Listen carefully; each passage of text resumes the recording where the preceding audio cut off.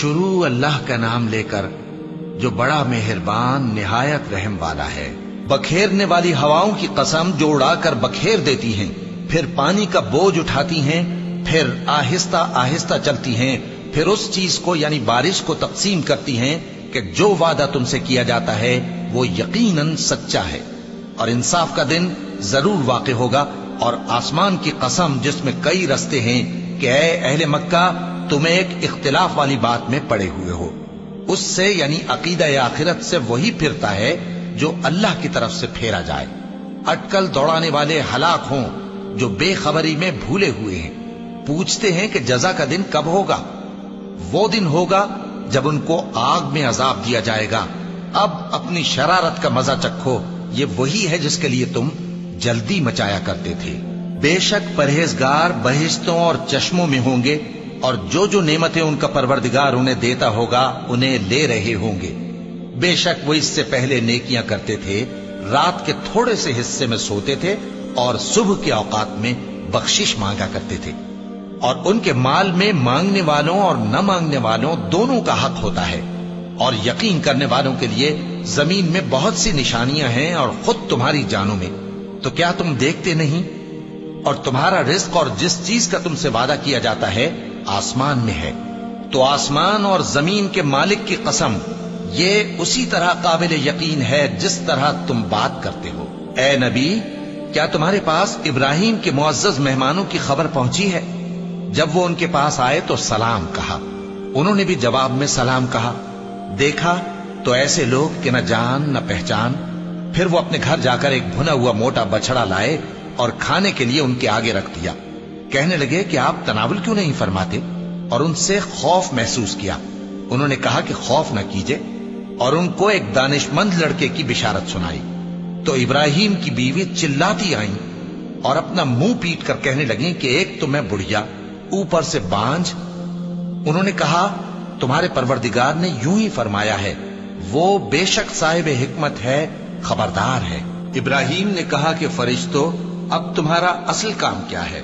انہوں نے کہا کہ ہم گناہگاروں کی طرف بھیجے گئے ہیں تاکہ ان پر گارے کی پتھریاں برسائیں جن پر حد سے بڑھ جانے والوں کے لیے تمہارے پروردگار کے ہاں سے نشان کر دیے گئے ہیں۔ پس وہاں جتنے مومن تھے ان کو ہم نے نکال لیا، پھر اس بستی میں ہم نے ایک گھر کے سوا مسلمانوں کا کوئی گھر نہ پایا، اور جو لوگ عذاب علیم سے ڈرتے ہیں ان کے لیے ہم نے وہاں نشانی چھوڑ دی۔ اور موسیٰ کے حال میں بھی نشانی ہے، جب ہم نے ان کو فرعون کی طرف کھلا ہوا معجزہ دے کر بھیجا تو اس نے اپنی قوت کے گھمنڈ پر منہ موڑ لیا اور کہنے لگا یہ تو جادوگر ہے یا دیوانہ۔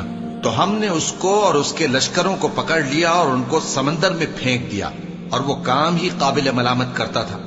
اور عاد کی قوم کے حال میں بھی نشانی ہے، جب ہم نے ان پر نامبارک ہوا چلائی، وہ جس چیز پر چلتی اس کو ریزہ ریزہ کیے بغیر نہ چھوڑتی۔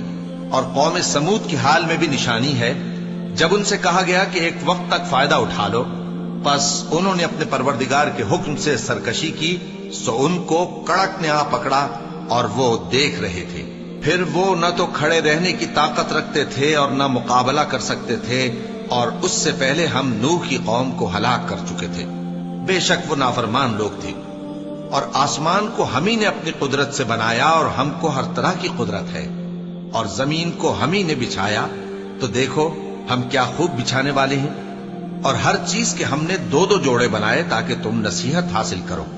تو تم لوگ اللہ کی طرف دوڑ چلو، میں اس کی طرف سے تم کو صاف صاف خبردار کرنے والا ہوں۔ اور اللہ کے ساتھ کسی اور کو معبود نہ بناؤ، میں اس کی طرف سے تم کو صاف صاف خبردار کرنے والا ہوں۔ اسی طرح ان سے پہلے لوگوں کے پاس بھی جو پیغمبر آتا تو وہ بھی اس کو جادوگر یا دیوانہ کہتے۔ کیا یہ لوگ ایک دوسرے کو اسی بات کی وصیت کر مرے ہیں؟ نہیں، بلکہ یہ شریر لوگ ہیں۔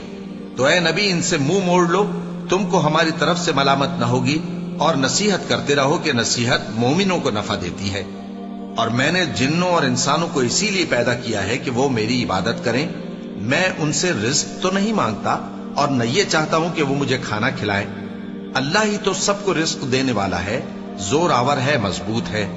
سو کچھ شک نہیں کہ ان ظالموں کے لیے بھی عذاب کی نوبت مقرر ہے، جس طرح ان کے ساتھیوں کی نوبت تھی۔ تو ان کو مجھ سے عذاب جلدی نہیں طلب کرنا چاہیے، پھر جس دن کا ان کافروں سے وعدہ کیا جاتا ہے اس سے ان کے لیے خرابی ہے۔